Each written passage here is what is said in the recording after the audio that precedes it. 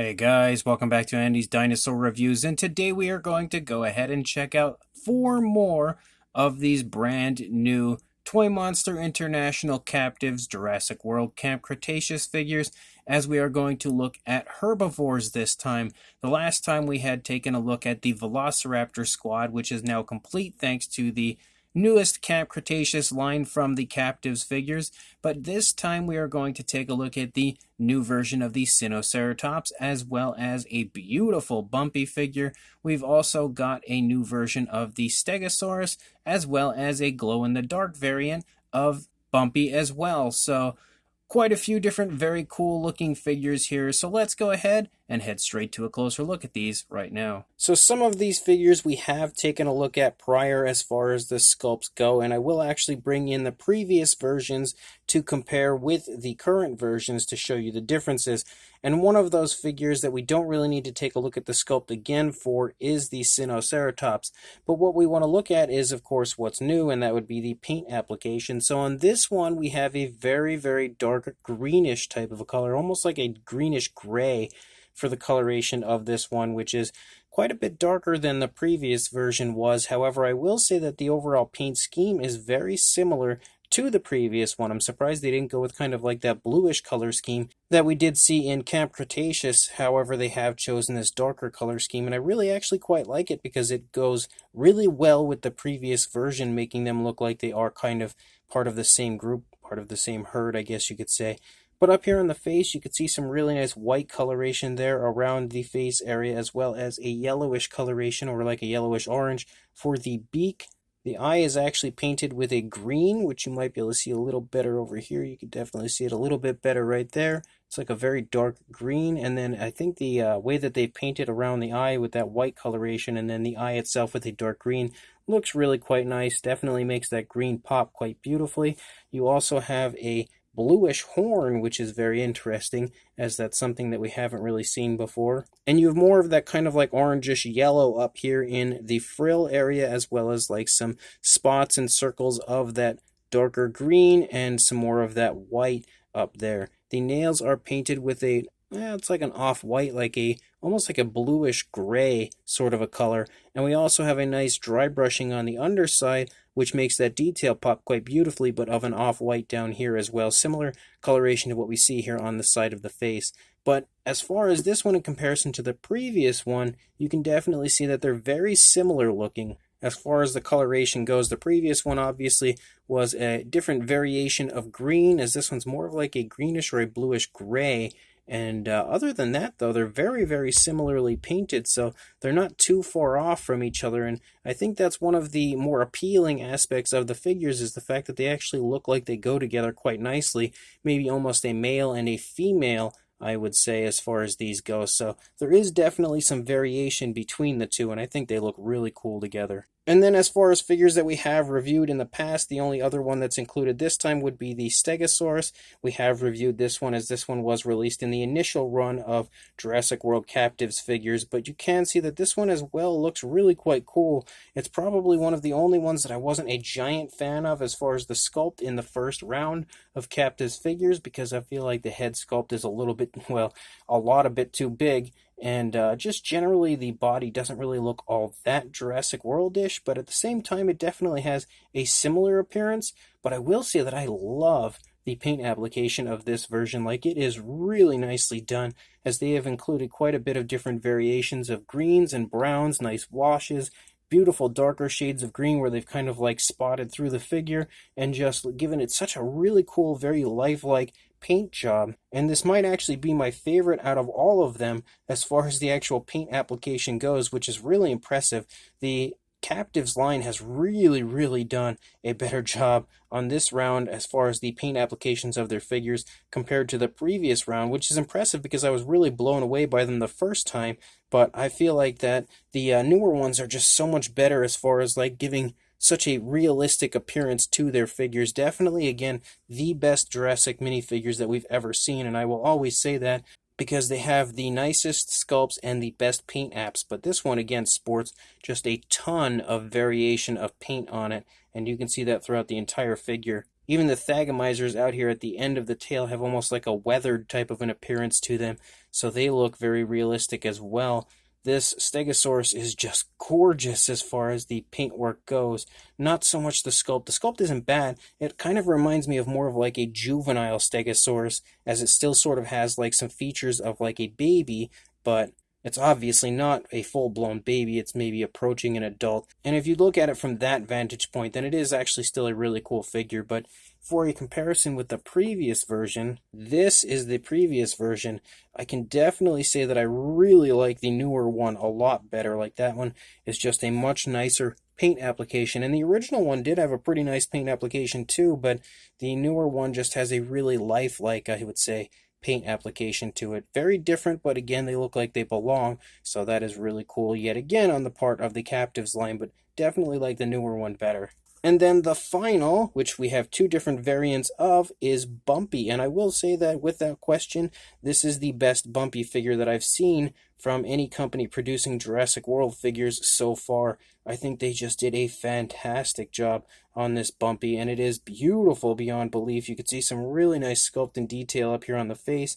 Really nice grayish coloration for the beak. You can see the tongue inside the mouth, and in general, the inside of the mouth is painted with a very nice realistic pinkish coloration. You can see the nostrils right there. You can see the eyes right there. They're painted really nicely with a nice black coloration, giving a very nice gloss coat to the eyes. And there's actually a grayish coloration, and then a black, and then a little white spot to kind of give it that eye shine. So there's, a lot of paint variation included in there, and that's not something that really jumps out at you. You have to get kind of close to take a look at that aspect of the figure. So I feel like that's even more impressive on the part of this figure. And you can see that the coloration of the figure is really nicely done as far as that blue, and then you have that kind of like an off-white that outlines all of the very nice detailing on the back of Bumpy, and that is again something that you 100% see on Bumpy in Camp Cretaceous.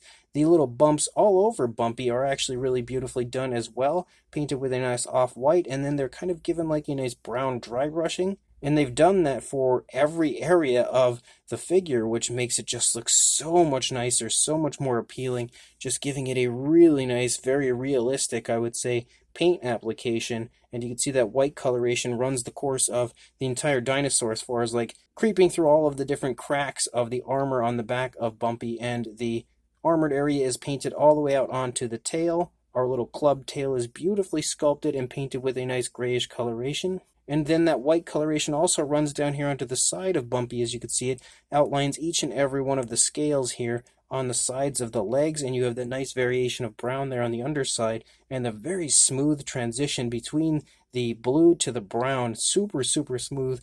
And you also have that brown here on the underside of the figure as well. And then you've got some nicely painted nails with a gray. So again, this Bumpy is without question, in my opinion, the best Bumpy that we've had from anybody so far. The paintwork on this is far superior to anything that I've seen from any other company producing Jurassic figures, and the sculpt is just incredibly adorable, yet really, really nice looking and quite highly detailed. Definitely a beautiful figure, and probably my favorite out of all of the Captivz figures so far. And then the only other one is this very cool, and I guess it's one of the harder to find versions of the newest Captivz figures.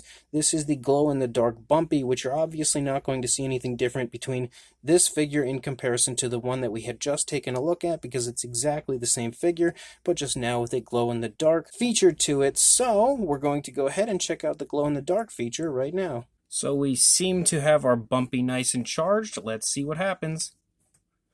Oh, wow, look at that. That glows really, really nicely. Like, that's actually pretty bright looking as far as the glow feature goes. So on top of having easily the best Bumpy figure around, we've also got a really cool glow-in-the-dark version of Bumpy as well. As far as the size goes for our Captivz figures, you can see for a length on Bumpy, you're looking at about like 2.5 inches, maybe about 6.5 centimeters.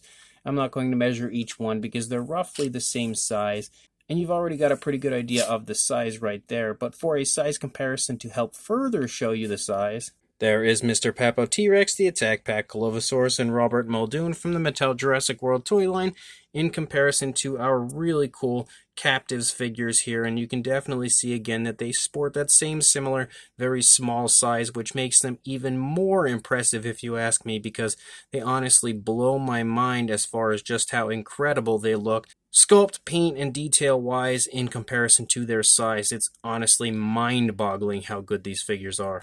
So I think at this point I don't really need to stress to you guys that I am a huge fan of the Captivz Jurassic World line.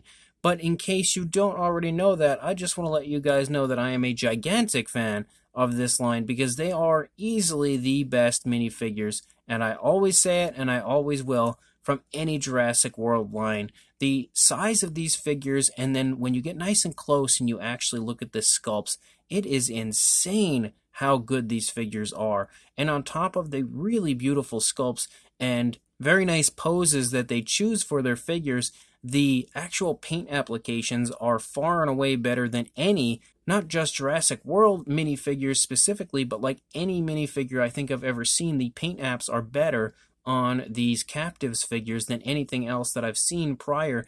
When it comes to something this size, that is insanely impressive. And they've actually improved the paint jobs even more so this year compared to the last round. Like, they are even nicer now. They've started to add even more detailed paint jobs, really nicely painted eyes. The eyes were something that were kind of like, I would say, close to the only thing I could pick out on the previous round of figures that would have been even remotely a downside, and they have improved that by a mile. The eyes on these newest figures have so far been incredible, and each one of these figures that we see before us are beautifully done representations of the species from the films. The Sinoceratops is gorgeous.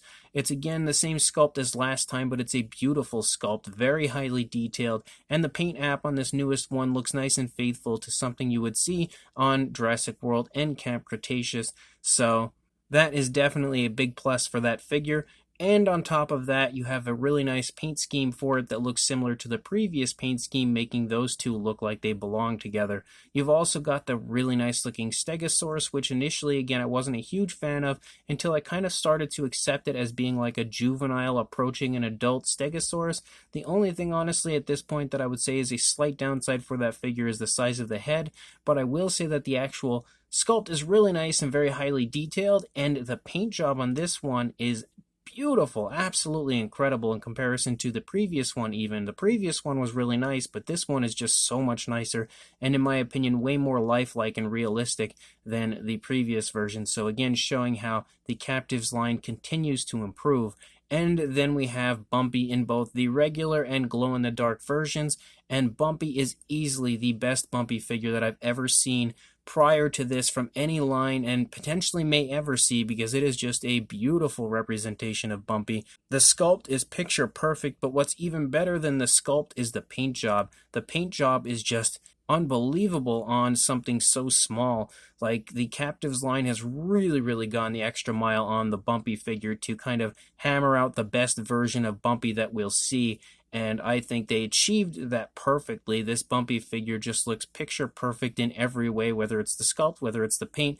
Everything on that figure is just incredible. And then you also have the glow-in-the-dark version, which is just a fun little kind of a rare figure in the line. It glows in the dark really quite nicely, and of course sports the exact same beautiful and very highly detailed sculpt that the normal Bumpy does. So these Captivz figures, yet again, are all incredible, which is no surprise because the Captivz figures are always incredible if you ask me. These can actually be purchased at Walmart now, and I have heard rumblings that they were showing up at Five Below as well, so that's great news for us here in the United States. It makes it a lot easier to get a hold of these incredible minifigures. So if you are interested, make sure you head to your local Walmart or potentially Five Below, and make sure you like, comment, and subscribe, and I will see you in the next review. Thanks for watching.